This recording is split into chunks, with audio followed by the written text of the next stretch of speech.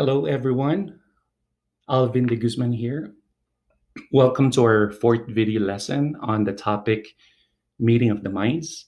It's about finding the common ground, making a compromise, reaching a consensus, holding each other accountable, respecting each other's points of view, insights, differences, especially with our way of thinking, learning to respectfully disagree to the way we feel and the way we want to do things. Being able to find our commonality is like having equanimity, which is a sense of calmness and the ability to feel for each other. A compassionate feeling we have for each other, that we can be comfortable, we can tap more into our strengths by focusing more on solutions rather than our problems. Having a dialogue about any uncomfortable issues that are important to us. When we play our part responsibly, we become like a symphony orchestra. We hear different voices, but we speak one solid voice and take one massive action towards getting closer to our vision. It is also the idea of aligning our personal vision to the company, organization, or to the vision of the community we identify ourselves to be a part of. When we find what works best, we can then move to a win win situation. We all experience different types of love. Fraternal love is the love for your brother. Motherly love is the love a mother gives to her child. Filial love is the love of a child for a parent. There are affectionate, playful, enduring, romantic love that we all experience and would like to cherish and nurture. What I'd like to suggest for us to do now, in order for us to understand uh, the voice of love in our first objective. So get a paper and a pen, write down these questions, take some time to reflect on these questions. Every time you experience love, when you are in love, when you are full of love, whoever that person might be in your life right now, write down your thoughts, write down your answers to these questions. I'd like to share from the book I've read, The Five Love Languages, written by Gary Chapman. He speaks about how we can express love, show love, how we can receive, accept the type of love based on this common universal understanding that we all need love. So the five languages are physical touch. So this would mean hugs, kisses, touching somebody to express your love. The second love language he mentioned is about words of affirmation. So giving your loved one, your partner, somebody that you care about, some words of encouragement, some positive words to really console them. The third love language is acts of service. These are deeds. These are actions that you do. It might be a house, part of your house chores, part of what your partner would like for you to do. Gifts, these are possessions, material things that you share or give to the person that you love. And quality time. This would be your undivided attention. You're not doing anything else. You're just focusing wholeheartedly your time for this person that you love. So let's carve some quality time in your day right now. You can pause this video if you want. You can go back to this session, but I have another practice exercise for you. So if you're watching this as a couple, I'd like you to, for each one of you to write down your own complete statements separately. And then I'd like you to compare and exchange your notes and talk about it. Talk about these love statements. When you are full of love, when you are experiencing love, when you are giving love or receiving love, take some time to really focus on first the relationship with yourself. I think we can really get the benefit of really nurturing the relationship with ourselves first, so we can improve our relationship with either your husband, your wife, the relationship with your mom, the relationship with your sibling, the relationship with your colleague, or whoever is in your life right now. So these are the statements I'd like you to complete on your own without talking to your partner first. I am worthy because I believe that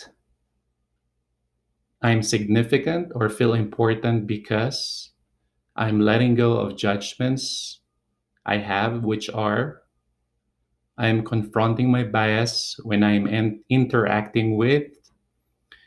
I'm open and willing to share because my purpose is I take the initiative so that I have developed healthy boundaries like I can forgive. I am compassionate by when I feel upset and stressed. I just need you to, I am limitless and capable of more because I am grateful for.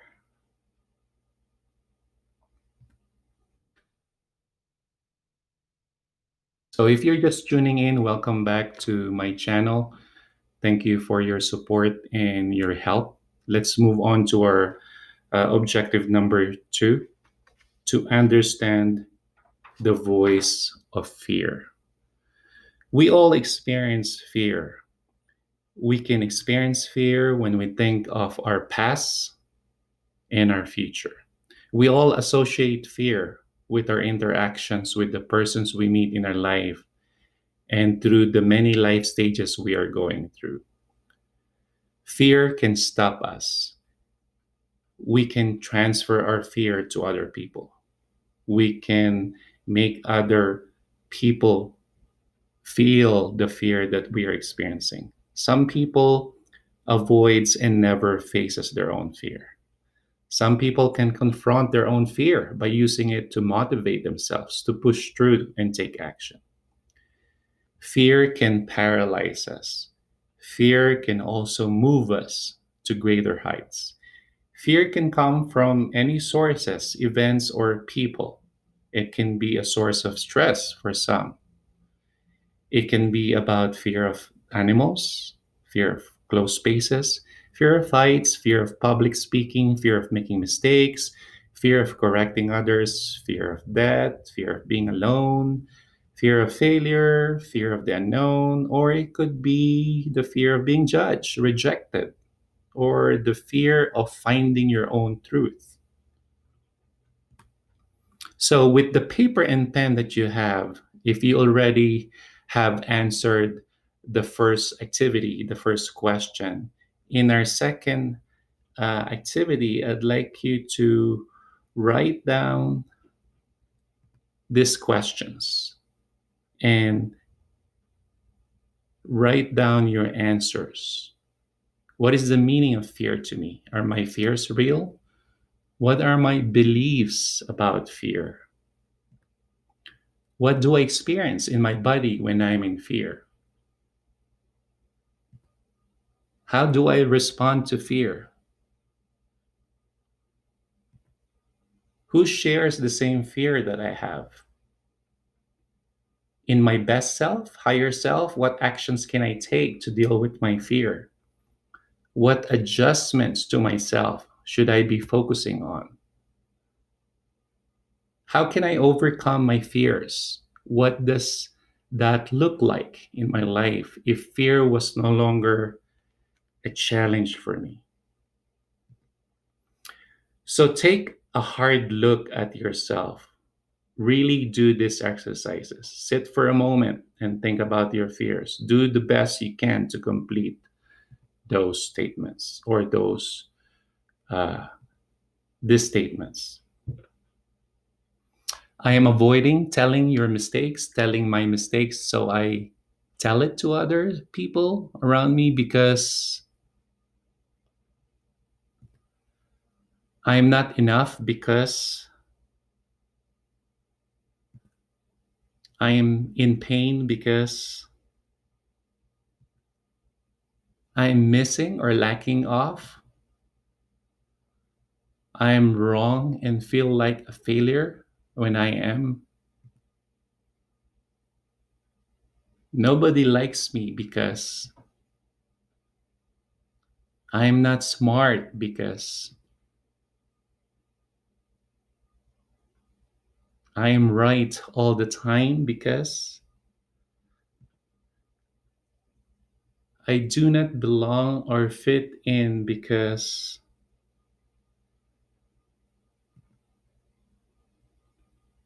I am alone and I isolate myself from. I don't trust people because. So if you are still on this video,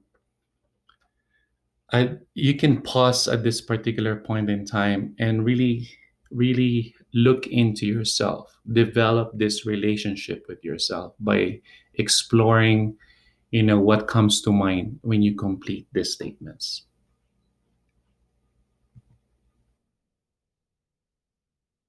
Let's go to objective number 3, to understand the voice of challenge. Every time I think about a challenge, I think of a resistance. I think of something that's preventing me from doing. It's something that could be in the present, it could be something in the past, or it could be something in the future. A challenge for me is something that I'm hesitant to do. I may not have the resources yet, but I can be resourceful on how I take on the challenge. So think about what situations are stressing me right now. Are there people involved at this particular stage in your life? What's challenging you the most? Write down and identify what's causing you to feel challenged. What value do I want when I'm in stressful situation? When you feel the challenge and you are in that stressful situation, what do you want to achieve in that situation? What do you want to learn from that challenge that you're experiencing? Why do I need to stay in the present moment?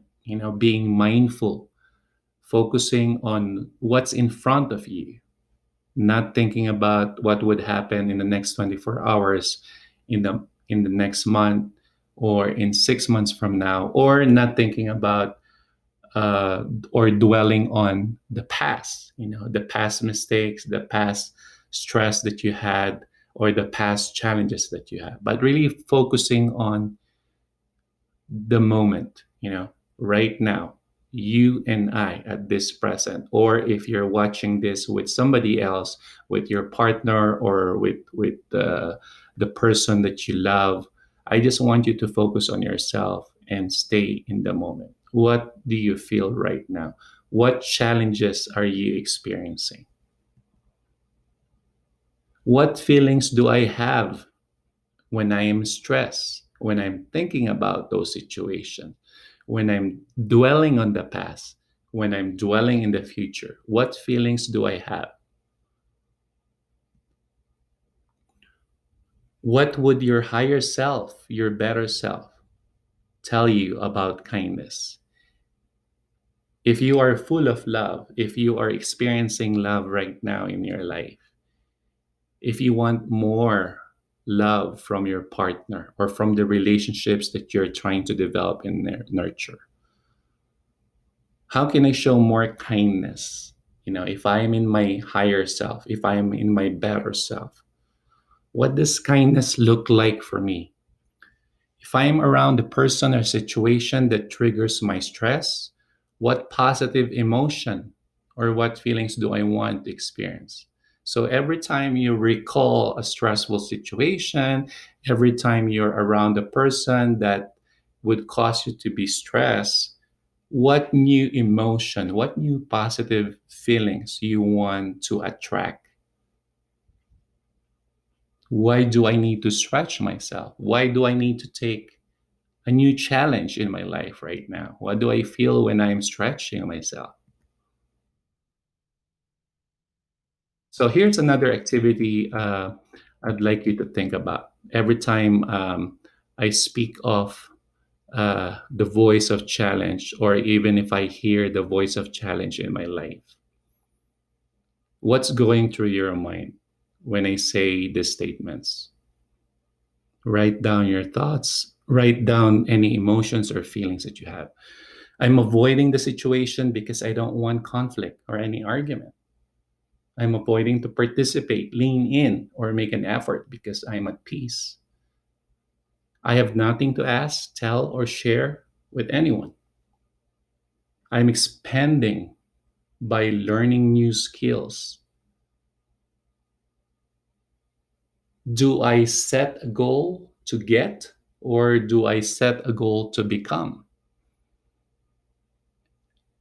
I am deciding now to do.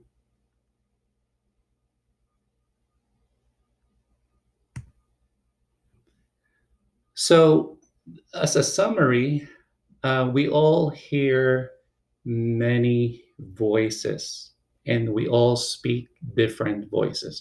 But for this particular video, I just want you to decide and identify. We can choose to listen or not listen to the voice of love, voice of fear, and voice of challenge.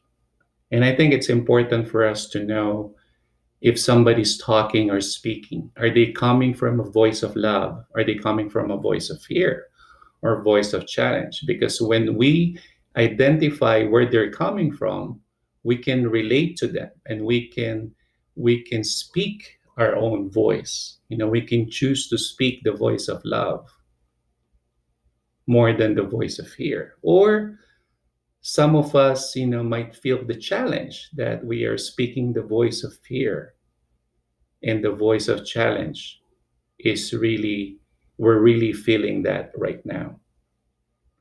Number two, knowing which of the voices speaking to you loud and clear will help you navigate through life.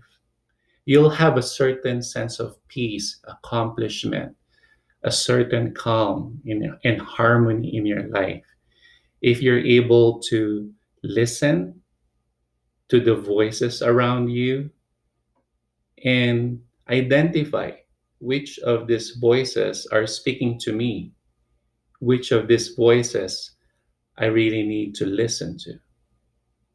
Number third, Number three, this video that you're watching will be useless if you are not going to spend the time and take serious matters for yourself. I am When I create these videos, I am responsible to you. I'm sharing some information, but I'm not responsible for you. You have to take actions.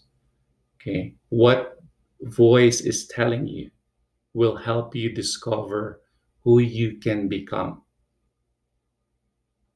And lastly, which voice do I want to speak? Do I want to speak the voice of love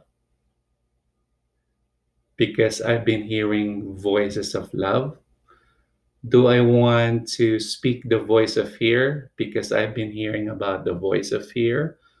Or I'm hearing voice of challenge, so I will speak the voice of love. Which voice do you think will serve your need?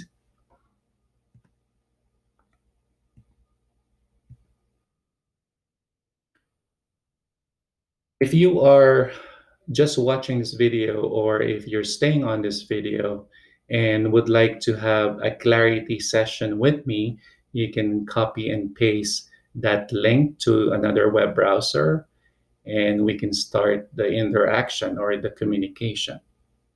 I really hope that I've given you some tips, insights to look into the three voices that speaks to you the most. The voice of love.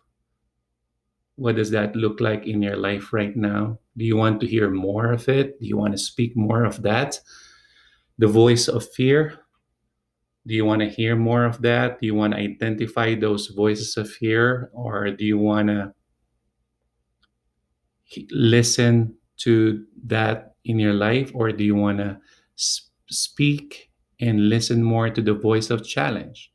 So I hope those exercises, if you take them seriously and really take a hard look into yourself, I hope they can be meaningful for you.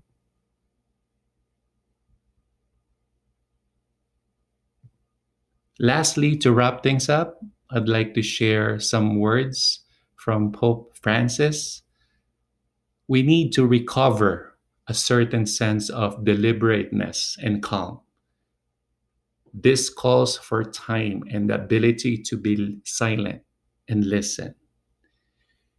We need also to be patient if we want to understand those who are different from us. Thank you guys for watching. You can type your comment, share some of your concerns, questions, and I hope to see everyone in my next video. I hope stay safe